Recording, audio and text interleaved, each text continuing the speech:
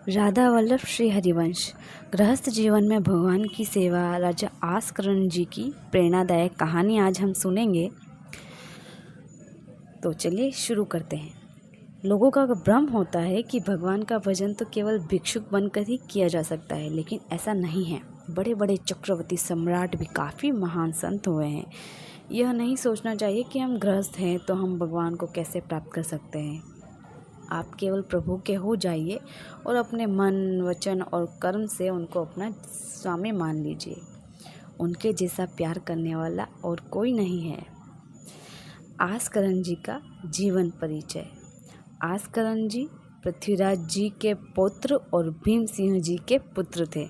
उनके ठाकुर का नाम श्री राधा मोहन जी था। ये आठों पहर अपने ठाकुर जी की सेवा में रहते थे। श्री राधा मोहन जी आस्करण जी के आराध्य देव थे और हमेशा उनकी सेवा में मग्न रहते थे। आस्करण जी ने एक चौकीदार को पूजा गृह के बाहर सेवा में लगाया था और उसे आदेश दिया था कि कोई उनकी सेवा में विक्षेप ना डाल पाए। उनका रोज़ाना 10 घड़ी 4 घंटे की सेवा करने का नियम था।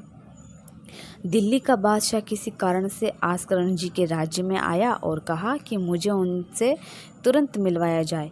उससे प्रार्थना की गई कि महाराज, ये असंभव है। इस समय आस्करण जी अपने ठाकुर जी की सेवा में हैं और उनका आदेश है कि 4 घंटे तक कोई उनकी सेवा में बाधा ना डाले।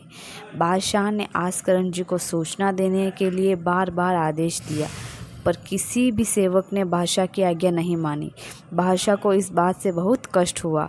उसने तुरंत अपने सेनापति को आदेश किया कि उन सबको दंड दिया जाए और आस्करण जी को बंदी बनाकर बादशाह के सामने लाया जाए।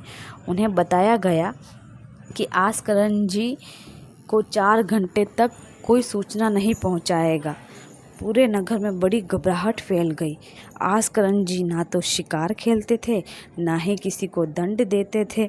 वह केवल भगवत सेवा, नाम जप और नाम कीर्तन करते थे। पूरे नगर को सारी सुविधाएं मिलती थी।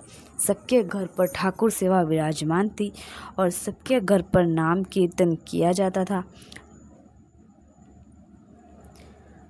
जिसको जिस चीज़ की ज़रूरत होती वह उसे राज दरबार से ले जा सकता था। अब बादशाह के आदेश से हड़कंप मच गया। बादशाह ने कहा, मेरा आखिरी हुक्म है कि आस्करण जी को हाजिर किया जाए, नहीं तो हम पूरी सेना से विध्वंस मचा देंगे और नरवरगढ़ को नष्ट कर देंगे। जो प्रधान सेना नायक था उसने हाथ जोड़कर बादशाह से कहा, आप समझिए, हम आपके सेवक हैं, आपसे लड़ कैसे सकते हैं।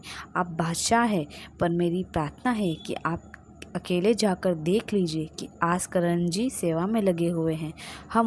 हम उन्हें सूचना नहीं दे सकते, पर आपको रोक भी नहीं सकते। आप जाकर बात कर लीजिए।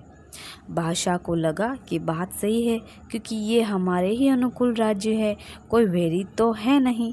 बादशाह ने स्वयं अंदर जाकर देखा तो आस्करण जी की सारी सेवा हो चुकी थी। आस्करण जी भगवत सेवा करके नियम पूर्वक ठाकुर जी की साष्टांग दंडवत कर रहे थे। उन्हें यह पता चल गया कि कोई आया है, पर उन्होंने न तो नज़र उठाई, न बात की, न ही रुके। वे तुरंत साष्टांग दंडवत करते रहे। वे निरंतर साष्टांग दंडवत करते रहे। बादशाह खड़ा देख रहा था कि ये न तो मेरी तरफ देख रहे हैं, न बोल रहे हैं। बहुत देर हो गई, न तो नजर उठाई, अपनी बात की, न ही रुके। वे तुरंत साष्टांग दंडवत करते रहे।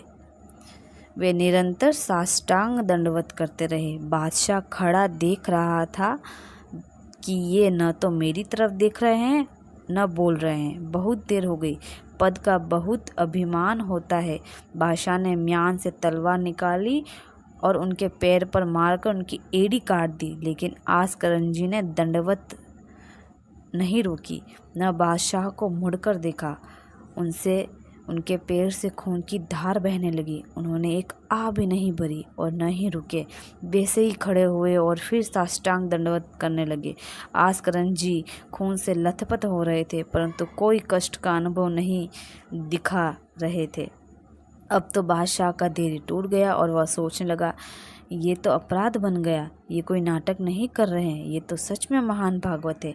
जो पद का अभिमानी होता है वह नहीं जानता कि भक्ति क्या होती है, भक्ति का स्वरूप क्या होता है और भक्तों की निष्ठा क्या होती है। आस्करण जी ने पूरी दंडवत की और ठाकुर जी की प्रार्थना कर उन्हें मध्याह्न विश्राम करा दिया। तब तक उनके पैर से खून बह रहा था। उन्होंने पीछे मुड़कर बादशाह को देखा, पर उन्हें बिल्कुल भी गुस्सा नहीं आया। राजा ने देखा कि मेरे अपराध का इनके ऊपर कोई प्रभाव नहीं पड़ा। आस्करण जी के धैर्यशील और अपने इष्ट के प्रति निष्ठा देखकर बादशाह रीझ गया, बहुत प्रसन्न हुआ और उसने कहा, आज मेरे नेत्र सफल हो गए कि मैंने ऐसा निष्ठावान भक्त देखा। न तो मेरी भ्रकुटी पर कोई रोष है, न तुम्हें पीड़ा हो रही है और न कोई थकावट दिख रही है। मैं आपसे वार्ता करना चाहता हूँ। ये सामर्थ्य आप में कहाँ से आई कि आपने एड़ी कटने और खून निकलने के बाद भी अपनी निष्ठा नहीं छोड़ी। बादशाह ने जब बैठकर आस्करण जी के संग भक्ति के विषय में बात की तो उनके आंसू निकल आए। संत की संगति का यही प्रभाव होता है। बादशाह ने अपनी कीमती रुमाल निकाली और घुटने टेक कर तत्काल अपने हाथ से आस्करण जी के चरणों में पट्टी बांधी और कहा, आपकी भक्ति देखकर आज मैं निहाल हो गया। प्रभु की मुझ पर बड़ी कृपा है जो मुझे आप जैसे भक्त की निष्ठा के दर्शन हुए। बादशाह ने अत्यंत प्रसन्न होकर आस्करण जी से पूछा, आपको कैसे सुख प्रदान करे।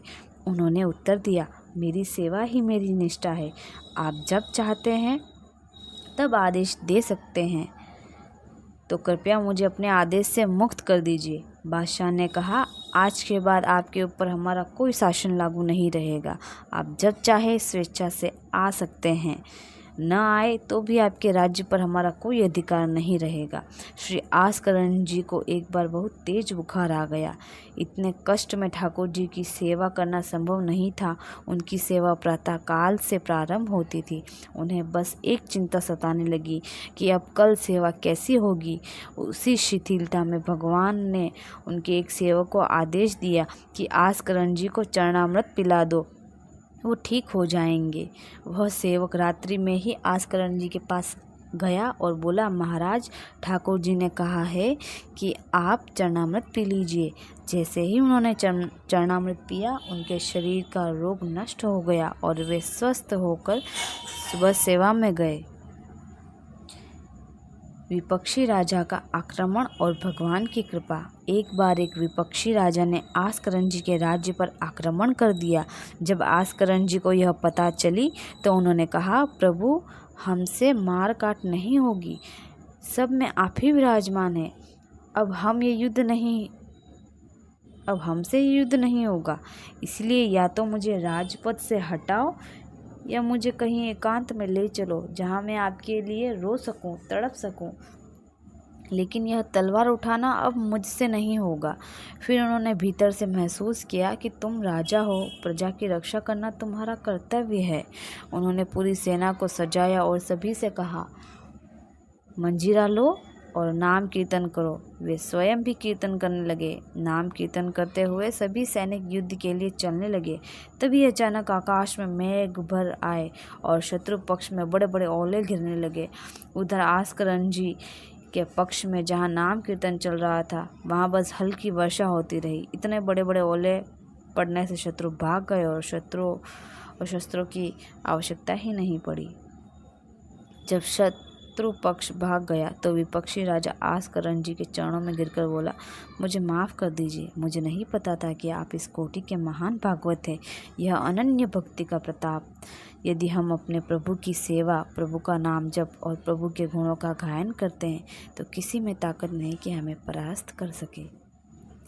राधा वल्लभ श्री हरिवंश। जय जय श्री राधे।